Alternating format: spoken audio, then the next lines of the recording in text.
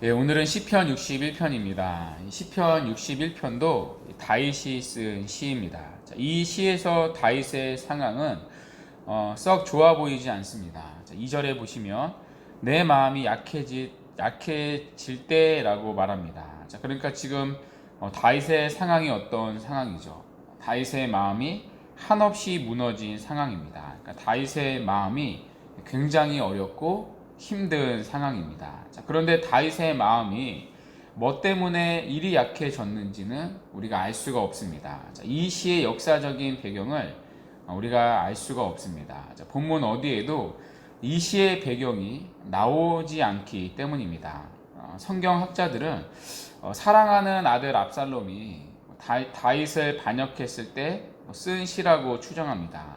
또 다른 학자들은 다윗이 사울에게 쫓겨 다녔을 때 쓴 시라고 말합니다. 아니면 다윗이 죄를 지어서 나락으로 떨어졌을 때 쓴 시일 수도 있습니다. 자, 그러나 확실한 사실은 지금 다윗의 마음은 약해져 있다는 것입니다. 자, 그래서 시편 61편은요 마음이 약해질 때 성도가 드리는 기도입니다. 찰스 스펄전은 이 시를 가리켜서 마음이 아파 탄식하는 사람들이 그 슬픔을 어떻게 말로 표현할 수 없을 때 그들의 마음을 잘 표현해 주는 것이 바로 이 시다라고 말했습니다. 자, 먼저 1절을 한번 보십시오.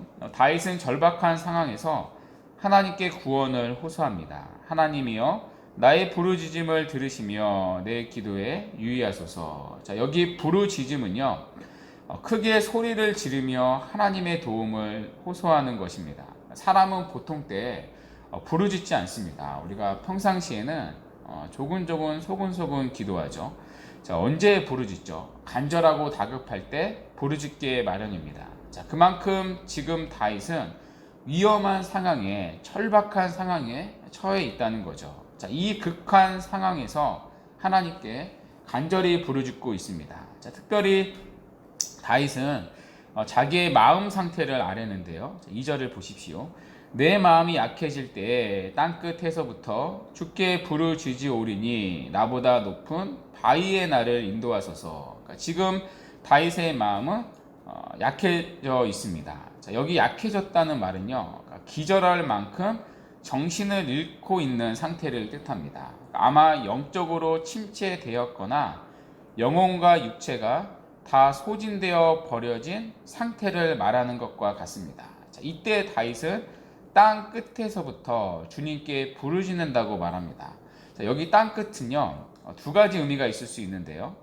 물리적인 땅 끝일 수 있습니다. 그러니까 다윗이 물리적으로 예루살렘을 떠나 멀리 나가 있던 상황을 가리킬 수 있습니다. 자, 한편으로 이 땅 끝은요 심리적인 땅 끝일 수 있습니다. 그러니까 다윗의 마음 상태가 하나님으로부터 멀리 떨어져 있는 그러니까 심리적인 땅끝일 수도 있습니다. 자, 그래서 내가 주님을 찾을 수 있을까? 너무 멀리 온 것은 아닐까? 주님이 나의 기도를 들어주실까? 그러니까 믿음에서 멀어져 있는 이 나의 기도를 하나님이 들으실 수 있으실까 하는 마음이 약해지고 심리적으로 멀리 떨어진 땅 끝에 있는 상태입니다. 자, 그러나 중요한 건 자, 그럼에도 불구하고 지금 시인이 마지막까지 붙드는 게 있습니다. 자, 그럼에도 주님을 붙들고 있다는 것입니다. 자, 그럼에도 땅 끝에서 마음이 약해진 상태에서 주님께 부르짖고 있다는 것입니다.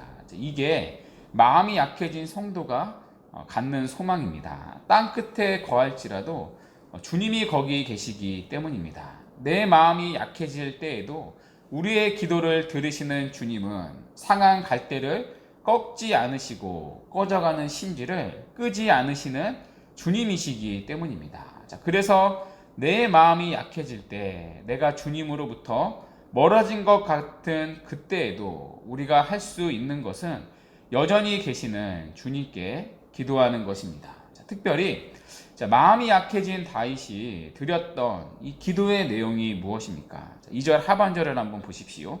나보다 높은 바위에 나를 인도해 달라는 기도입니다. 자, 여기 말하는 나보다 높은 바위에 나를 인도해 달라는 이 의미는 무엇입니까?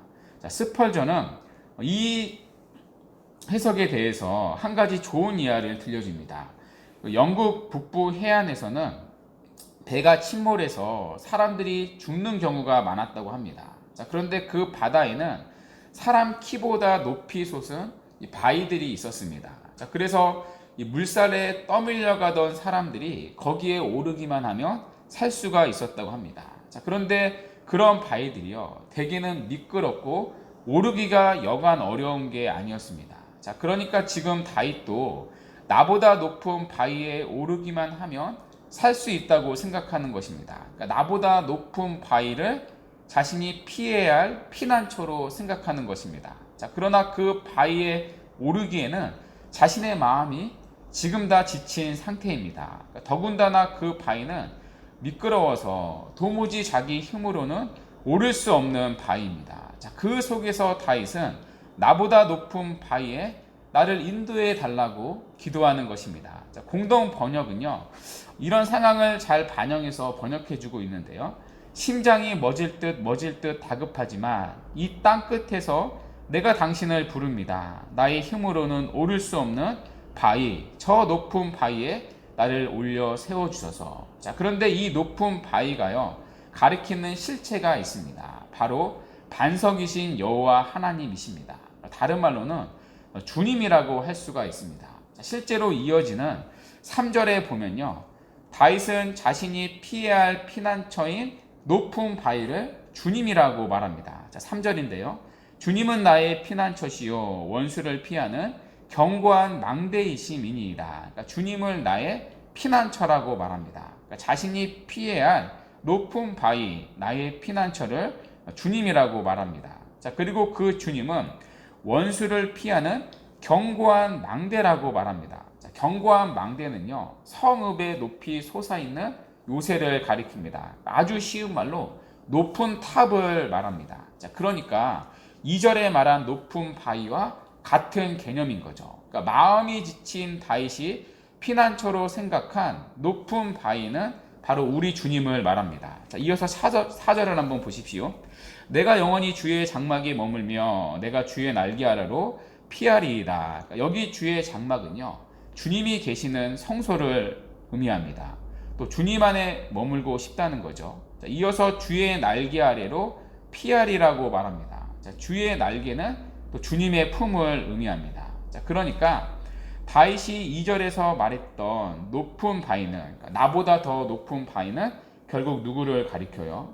우리 주님을 말합니다. 그러니까 다윗이 절박한 상황에서, 그리고 마음이 지친 상황에서 피난처로 삼는 것은 바로 주님이라는 것입니다. 그러니까 땅끝에서부터 마음이 약해진 다윗은 주님의 품 안에 안겨 모든 위험의 요소로부터 안전하고 평안하기를 구했던 것입니다. 자, 이어서 5절을 보시면요, 하나님은 다윗의 기도에 응답을 하십니다. 주 하나님이여, 주께서 나의 서원을 들으시고 주의 이름을 경외하는 자가 얻을 기업을 내게 주셨나이다. 자, 여기 기업은요, 하나님이 이스라엘에게 주신 약속의 땅을 의미합니다. 그러니까 이 약속의 땅을 하나님이 기업으로 주셨듯이 하나님은 다윗이 구하는 것을 주셨다는 것입니다. 자, 그리고 이어지는 6절부터 8절을 보십시오. 자, 6절부터 이 8절은요, 간구의 내용이 갑자기 바뀝니다. 그러니까 이 부분이 이 시편에서 가장 난해한 부분인데요.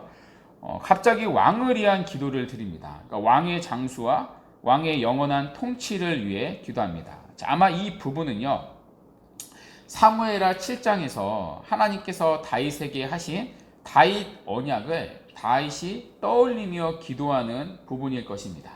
자, 사무엘하 7장 16절에서 하나님은요, 다윗의 왕위가 끊어지지 않을 거라는 약속을 주셨습니다. 그러니까 다윗은 이 약속을 믿은 거죠. 자, 그리고 이 약속대로 지금 하나님께 간구하는 것입니다.